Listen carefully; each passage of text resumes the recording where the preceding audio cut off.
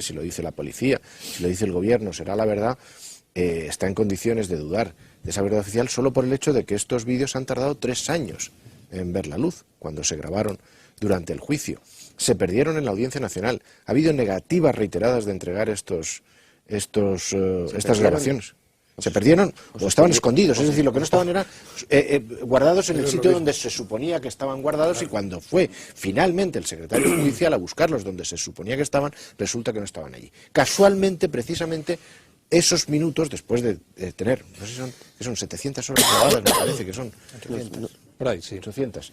Pues esto estamos hablando de 2-3 minutos de grabación que se ocultan casualmente. Y claro, obviamente las casualidades en un porcentaje de 3 minutos con 800 horas no existen. No. Alguien tiene interés o ha tenido interés en que los españoles no conozcan el contenido de estos vídeos. Y la desazón de los peritos oficiales al encontrar en sus análisis productos o químicos que no conducen a la versión oficial, esa desazón no tiene sentido ninguno. ¿Y usted qué más le da que sea Titadin, que sea Gomado Seco, que sea Semtex, que sea G4? Han tratado de decir que cuando las informaciones periodísticas llevaban al Titadin y no al Gomado Seco, es que queríamos decir que había sido ETA. Bueno, es que ellos siempre han jugado a que los conspiracionistas, por utilizar la manera en que ellos nos llaman, no teníamos versión alternativa a la de ellos. Y que si la teníamos era la de ETA. Era la de ETA, claro. Entonces, cuando la discusión alcanzaba un tono más o menos elevado, entonces recurrían al no hay alternativa, luego la única versión que queda es la oficial. Cuando ya estábamos en brocha gorda, a nivel más bajo, pues no, como no se ha demostrado que la ETA no ha sido, por lo tanto la versión oficial tiene que ser obviamente la correcta. A estas alturas, también es verdad porque pensaban que el conspiracionismo es una especie de defensor de Aznar. Claro. Lo que le pase a Aznar o lo que haya pasado con Aznar ya es absolutamente irrelevante y no tiene importancia ninguna. Aquí de lo que se trata es de saber quién mató a estas 191 o 193 personas, si incluimos las 2 mujeres que estaban embarazadas. Entonces, esa es la cuestión. Y aquí se ve clarísimamente que hay dentro del aparato del Estado, dentro de los aparatos de justicia, una serie de personas que están tratando de ocultar aquellas pruebas que contradicen la versión oficial, como se ha visto perfectamente en la ocultación de estas grabaciones. Es que me parece una cosa de cajón, porque si no, ¿qué problema hay en entregar los vídeos desde el primer momento? Yo recordar que hay un momento de inflexión en el cambio de actitud del juez Gómez Bermúdez, que es en Semana Santa. No sabemos lo que pasó en Semana Santa. Sí. Pero a la vuelta de Semana Santa la actitud de Gómez Bermúdez cambió radicalmente. Sé, porque lo cuenta su propia esposa en el libro que publicó, La soledad del juzgador, que durante los últimos meses de la vista oral, Gómez Bermúdez tuvo varias reuniones con la vicepresidenta del gobierno, con María Teresa Fernández de la Vega. Sabemos que él quería y estaba muy interesado en conservar su puesto como presidente de la Sala de lo Penal de la Audiencia Nacional. Obvio que cambió, eso es lógico y natural, porque lo dice también Casimiro bien. ¿Para qué ordena la pericia? Si no es precisamente porque está dudando de la instrucción y porque espera descubrir algo. Y el hecho de que la grave. Y evidentemente cambia. Ahora, ¿por qué lo hace? Sabemos que los gobiernos en España, por cómo están nuestras normas, tienen una capacidad de presión sobre los jueces brutal. ¿Lo dices por el desfile aquel en el que de la Vega hablaba amablemente con María Emilia Casas? Claro, esa es la cuestión. Es decir, un juez que quiera prosperar tiene que avenirse a los deseos de los políticos.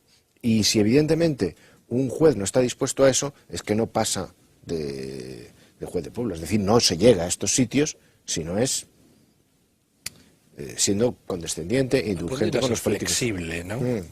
Entonces, no sé qué presiones le habrán sometido. Entonces, si este hombre efectivamente tiene una ambición, por otra parte legítima, y piensa cercenársela de una manera brutal, no solo con zanahorias, no solo le van a quitar la zanahoria, sino que además le van a arrear palos, pues evidentemente es posible que no haya sido capaz de resistir ese tipo de presiones. Es decir, aquí se ha estado jugando a presionar a la opinión pública, a los medios de comunicación, a los miembros de las fuerzas de seguridad, lanzando siempre el mensaje de el 11M no se toca, el 11M es para iniciados, aquí no sabemos lo que pasó, no sabéis lo que pasó.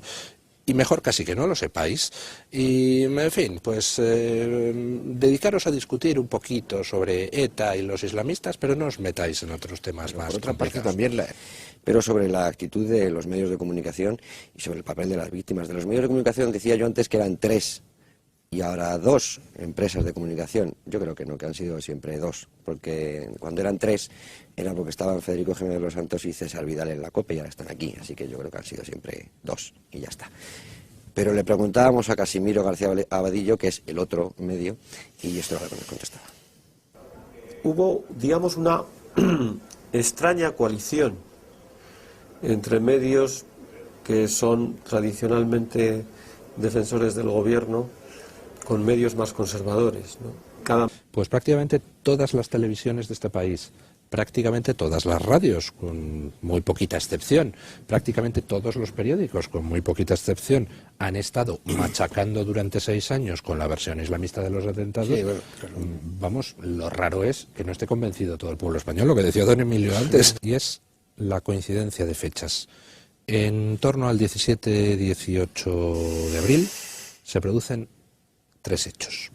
1, la publicación del primer agujero negro de Fernando Múgica, donde se cuestionaba todas y cada una de las pruebas del caso. Y entonces, inmediatamente a esa publicación hay una aparente respuesta con 2 hechos. Zapatero anuncia inmediatamente la retirada de las tropas de Irak, después de haber dicho que iba a esperar hasta junio, y se produce la profanación de la tumba del geo Torronteras. Y con lo cual, la publicación del primer agujero negro de Fernando Múgica, informativamente hablando, es cogida en sándwich por arriba y por abajo, por ambas cosas, y queda tapada por esa doble noticia que viene a sustituir a la primera. Puede ser, evidentemente, una más de las casualidades a las que aludía don Emilio al hablar de los DVDs, pero es que son tantas casualidades dentro del 11M, y es tanto lo que apunta a una utilización interesada de los mecanismos de intoxicación, que en fin, pues uno no tiene más remedio que ver que detrás de muchos de esos mecanismos de intoxicación ha habido gente que ha dedicado muchísimo tiempo y muchísimo esfuerzo a tratar de que la opinión pública no se saliera del carril marcado. Bueno, el análisis que hacía Casimiro es cierto, y en aquella época ABC, El País, iban a la par, el ABC de Zarzalejos. Hemos visto una curiosísima entente, como decía Casimiro. Ahí los medios de comunicación, llamemos, en la órbita del gobierno y también en la órbita del nacionalismo, porque sumo los 2 principales medios de comunicación catalanes, estuvieron haciendo un apoyo constante a la versión oficial y estuvieron jaleando todo lo que eran esos intentos de tomarse a cachondeo como buena fuente las investigaciones, ¿no? En el otro extremo del espectro, pues te encuentras con medios de comunicación, efectivamente, como ABC o La Razón, a los que el 11M les quema, y en algún caso el ABC de Zarzalejos fue una punta de lanza a la hora de machacar la versión oficial e introducir en el electorado del PP el convencimiento de que habían sido los islamistas. Entonces, claro, y La Razón silencio. Y La Razón más silencio, más me quema el asunto y no quiero entrar. Y es que recordemos que en el ABC de Zarzalejos se llegó a publicar como titular que el ahumado seco lleva dinitrotolueno. Que es una falsedad, pero es una falsedad que cualquiera podía comprobar yendo a la página web del fabricante del ahumado seco, ¿no? Entonces dices, ¿y por qué medios de comunicación que supuestamente hubieran debido defender que es que realmente lo que pasó en 11M, en fin, que se la jugaron al PP directamente, por qué esos medios de comunicación entraron a tratar de adoctrinar a la base electoral del PP a toda costa y a pegarle palos al PP cada vez que el PP intentaba preguntar por el 11M? Pues no tengo ni idea. Me gustaría saber la respuesta, pero no la tengo. Pues quizá porque asomarse un poco la verdad para ellos era mirar un poco el abismo, porque lo que intuimos que puede ser es un abismo tremendo. Y entonces, pues hay mucha gente temerosa, miedosa, y prefiere mirar a otro lado, prefiere buscar el enemigo exterior que aplaca la conciencia, como el islamismo, o el enemigo de siempre, que es ETA. Pues a mí lo que más me preocupa no es la actitud del PSOE, sino la actitud del Partido Popular. Si a mí, soy José María Aznar, y me despiden con un atentado con 193 muertos, me llaman terrorista asesino, me producen un acoso, etcétera, etcétera, yo estaría partiéndome el pecho hasta que se aclarara la verdad. Y el Partido Popular hace mucho tiempo que se dedica a mirar hacia otro lado. Ciudadanos deberíamos estarle preguntando un día sí y otro también a doña Soraya Sáez de Santamaría por qué no pregunta usted en el Parlamento, y a doña María Dolores de Cospedal por qué no preguntan ustedes en el Parlamento. Y a lo mejor, si se lo repetimos muchas veces, la sordera voluntaria desaparece, ¿no? Es decir, lo peor que tiene el silencio del PP o las declaraciones de una María Dolores de Cospedal diciendo no vamos a entrar, respetamos judicialmente, lo peor que tiene eso es que se traslada a la sociedad la imagen de que el PP en su conjunto no quiere investigar el 11M por algún motivo extraño. Hay un desinflarse del interés del PP en cuanto las investigaciones empezaron a apuntar a eso que tú recordabas antes, a esas hipótesis alternativas como posiblemente falsas ambas. Es decir, mientras se mantuvo la discusión en ¿fue ETA, fue Al-Qaeda o fue una joint venture?, ahí el PP entraba y se hacía eco de las investigaciones y hacía preguntas parlamentarias. En cuanto empezó a salir, a ponerse sobre la mesa, oiga, no, es que a lo mejor resulta que estamos hablando de otra cosa, en ese momento el PP dijo, empezamos a pisar terreno minado, mejor casi no menea yo. Y dio un paso atrás y fue en ese momento cuando ya empieza a caer cada vez más en el silencio. ¿Por qué? Pues por lo que decía antes don Paco, porque es que nos enfrentamos a un abismo. Sí. Y no todo el mundo tiene ganas de ser el primero en asomarse, no sea que venga otro detrás y le empuje, ¿no?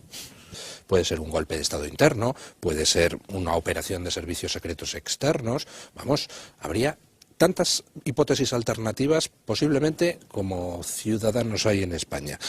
Es decir, si quienes han sido condenados, quienes fueron condenados, declarados culpables y condenados por haber asesinado a 193 personas utilizando goma 2 eco, y ahora se demuestra que el arma, el explosivo utilizado no pudo ser goma 2 eco, entonces estos señores no deberían estar condenados.